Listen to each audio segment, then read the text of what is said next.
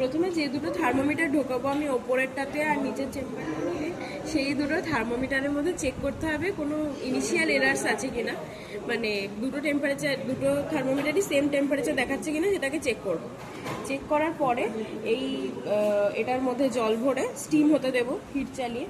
আর ওই স্টিমারটা থাকবে হচ্ছে এই ওপরের চেম্বারটাতে আমি এমনভাবে পাইপ রাখবো যাতে ওটা স্টিমটা বেরোয় ওখান থেকে, যাতে কোনোভাবে ওয়াটার অ্যাকুমুলেট না হয়। ওয়াটার অ্যাকুমুলেট হলে ওটা স্টেডি স্টেটে আসতে অনেক টাইম লাগবে।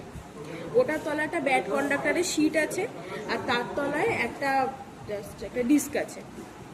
এইভাবে তো যখন স্টিম বেরোতে আরম্ভ করবে তখন থেকে আমরা রিডিং নিতে আরম্ভ করব। এটা যখন স্টেডি স্টেটে আসবে, স্টেডি স্টেটে নেওয়ার পরে 20 মিনিট ধরে আমরা স্টেডি স্টেটটাকে দেখাবো যে স্টেডি স্টেটে আছে। ওটা স্টেডি স্টেটে থাকার পরে ওই যে মাঝের ব্যাড কন্ডাক্টর শিটটা আছে সেই শিটটাকে সরিয়ে দেবো।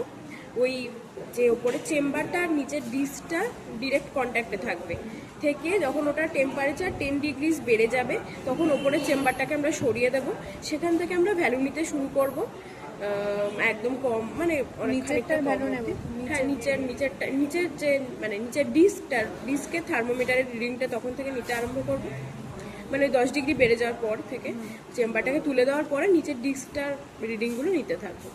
নিয়ে খানিকক্ষণ বাদে